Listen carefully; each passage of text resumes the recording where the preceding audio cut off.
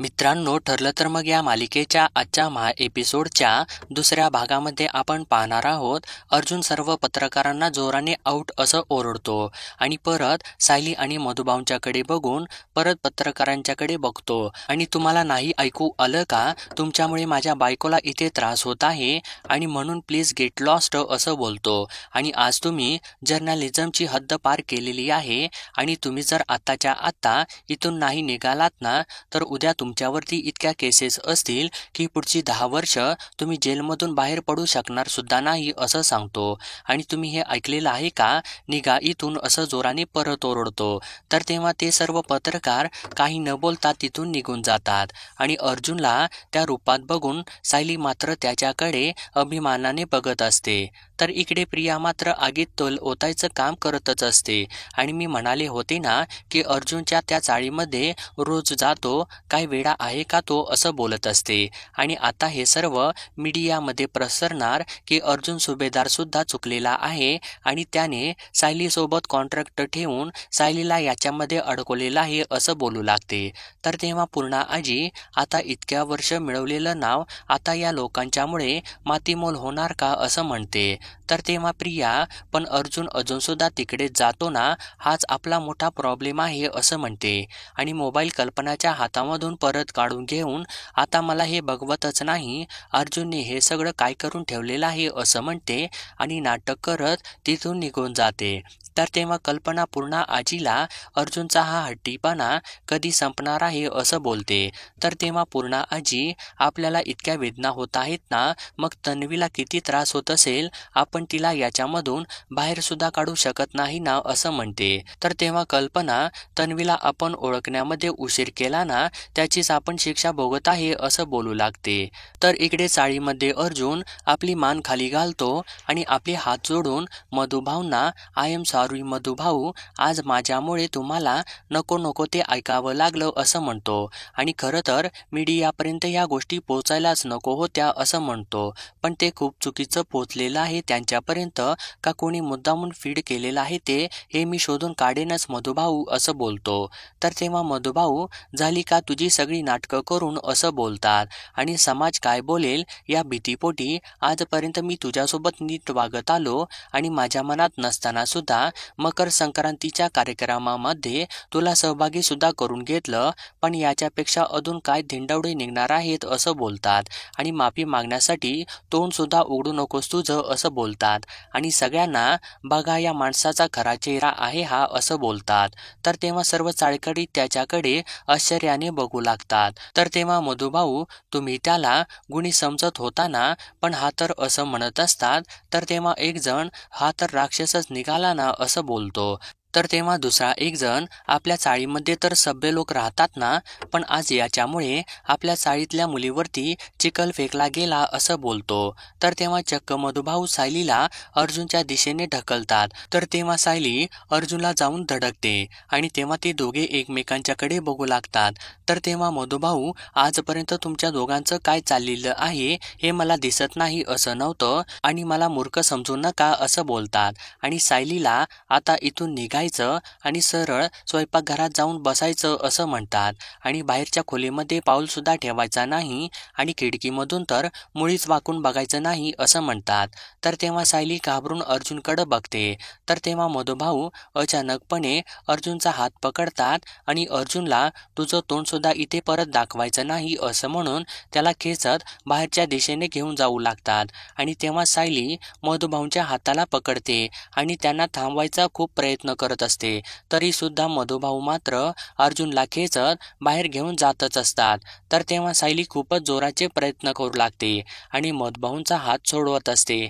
तरी सुद्धा मधुभाऊ अर्जुनला खेचत बाहेर घेऊनच येतात आणि त्याला जोराने ढकलून देतात.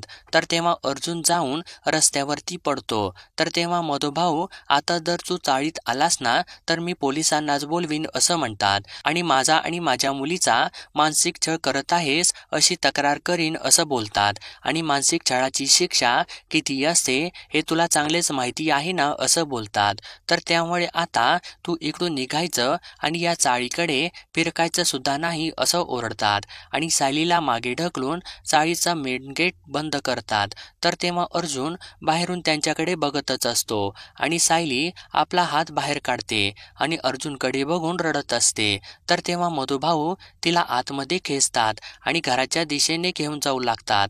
तर तेव्हा अर्जुन बाहेरून दरवाजामधून तिला हाक मारत असतो आणि तिला थांबवायचा प्रयत्न सुद्धा करत असतो. तर तेव्हा इकडे मधुभाऊ सायलीला स्वयंपाकघरामध्ये टाकतात आणि इथून पुढे बाहेर पडायचं नाही, म्हणजे तुझी नजर सुद्धा बाहेर नाही जायला पाहिजे असं बोलतात. तर इकडे अर्जुन, मधुभाऊ प्लीज बाहेर या ना, मधुभाऊ प्लीज बाहेर या, माझं एकदा ऐकून तरी घ्या ना, काहीतरी गैरसमज झालेले आहेत, माझं ऐकून तरी घ्या ना तुम्ही एकदा तरी असं बोलत असतो आणि मिसेस सायली प्लीज बाहेर या ना असं ओरडत असतो. तर इकडे सायली मधुभाऊ असं नका करू असं बोलत असते. तर तेव्हा मधुभाऊ तुमचा बंदोबस्तच करतो मी असं म्हणून सर्व खिडक्यांची दारं परत बंद करू लागतात आणि इकडे अर्जुन मात्र दरवाजा उघडू लागतो आणि दरवाजा उघडून आतमध्ये येतो. तर तेव्हा एक चाळकरी अर्जुनला जोराची लातच मारतो. तर तेव्हा अर्जुन जाऊन मागे पडतो. तर तेव्हा थोडे गुंड प्रवृत्तीचे चाळकरी बाहेर येतात आणि अर्जुनच्या भोवतीने उभे राहतात आणि अर्जुनला काय सुभेदार आमच्या चाळीची अब्रू घालवतोस का असं बोलतो. तर तेव्हा अर्जुन हात जोडतो आणि मला एकदाच मधुभाऊंच्या सोबत भेटू द्या असं बोलतो आणि त्यांच्यासोबत मला एकदाच बोलू द्या ना असं म्हणतो. तर तेव्हा तो चाळकरी चक्क अर्जुनला जोराची एक फाईट मारतो. तर तेव्हा अर्जुन परत जाऊन बाजूला पडतो. तर इकडे घरामध्ये प्रताप आलेला असतो आणि इतक्या घाईघाईमध्ये कशासाठी बोलावून घेतलं मला, म्हणजे तुम्ही सुद्धा तो व्हिडिओ बघितला आहे का असं विचारतो. तर तेव्हा कल्पना माझा तर संतापच होत आहे ना असं सांगते आणि अर्जुनला तिकडे जायची काय गरज होती असं बोलते. तर तेव्हा प्रताप माझी सुद्धा खूप चिडचिड झालेली आहे, पण आपण मात्र काय करणार आहोत असं बोलतो आणि अर्जुन आपलं ऐकतच नाही ना, काय करू शकतो ना आपण असं बोलू लागतो. तर तेव्हा पूर्णा आजी मध्येच बोलते आणि मला माहिती आहे अर्जुन बेलगाम वागत आहे ना, पण आपण त्याला लगाम घालू शकतो असं बोलते. तर तेव्हा प्रताप म्हणजे काय असं विचारतो. तर तेव्हा कल्पना म्हणजे पूर्णा आई म्हणत आहेत असं म्हणते आणि त्या दोघींनी मिळून जे काही ठरवलेलं असतं ना ते सर्व प्रतापला सांगू लागते. तर ते ऐकल्यानंतर मात्र प्रताप काय असं म्हणून धक्क्याने विचारतो. तर इकडे ते चाळकरी अर्जुनला कॉलरला धरून बाहेर उभे करतात आणि आमच्या चाळीतल्या मुलीची इज्जत म्हणजे आमची इज्जत आहे आणि आज तुझ्यामुळे टीव्हीवरती त्या इज्जतीचा तमाशा झालेला आहे असं म्हणतो आणि जोराने मारू लागतो.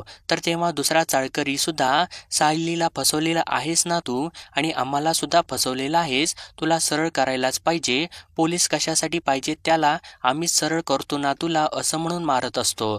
तर तेव्हा अर्जुन त्याचा ठोसा वरच्यावरती पकडतो आणि त्याचा हात बाजूला घेऊन त्याच्याकडे रागाने बघू लागतो.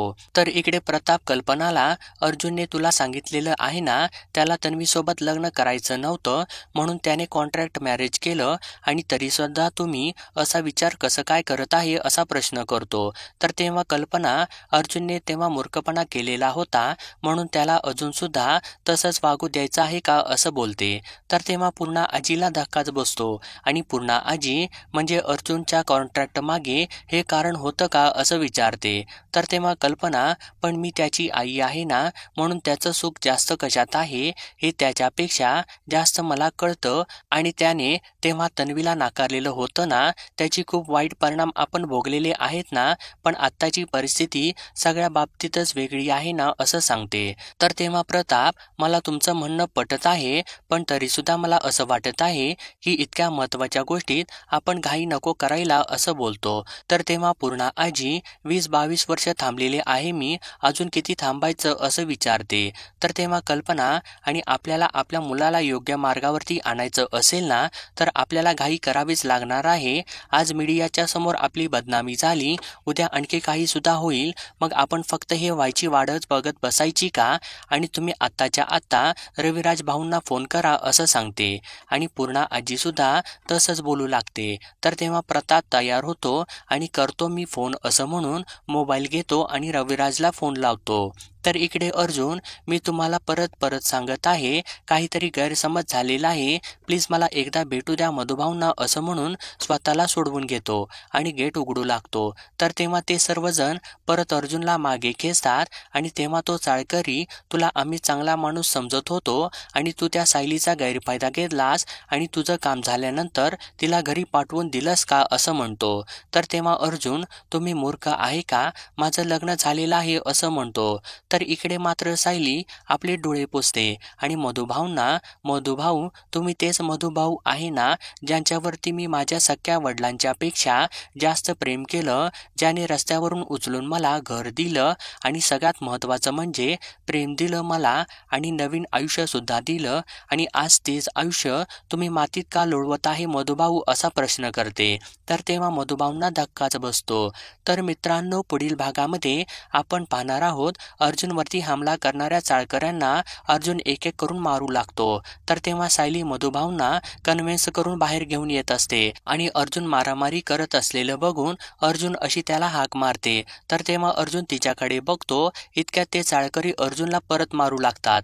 तर तेव्हा सायली पुढे जात असताना मधुभाऊ मात्र तिचा हात पकडतात. तर तेव्हा सायली, मधुभाऊ मला जाऊ दे, कोर्टामध्ये तुमच्यासाठी आणि कोर्टाबाहेर माझ्यासाठी हा माणूस कायम लढत आलेला आहे आणि आज माझी वेळ आहे यांच्यासाठी उभा राहण्यासाठी, प्लीज मला जाऊ देत ना असं म्हणतच असते. इतक्यात मागे अर्जुनला कोणीतरी जोराने डोक्यावरती वार करतो. तर तेव्हा अर्जुन खाली पडून बेशुद्ध होतो. तर तेव्हा सायली आपला हात झटकते आणि अर्जुनकडे जाऊन, अर्जुन सर उठा ना असं बोलते आणि माझं सुद्धा तुमच्यावरती खूप प्रेम आहे अर्जुन सर असं बोलून जाते. तर तेव्हा अर्जुन शुद्धीवरती येतो आणि सायलीला आपल्या जवळ घेतो. तर तेव्हा एकजण अर्जुनला परत मारायचा प्रयत्न करत असतो. तर तेव्हा अर्जुन त्याची काठी वरच्यावरती पकडतो. तर मित्रांनो, आता तरी मधुभाऊ कन्व्हिन्स होणार का हे पाहण्यासाठी आपल्या चॅनलला सबस्क्राईब करा.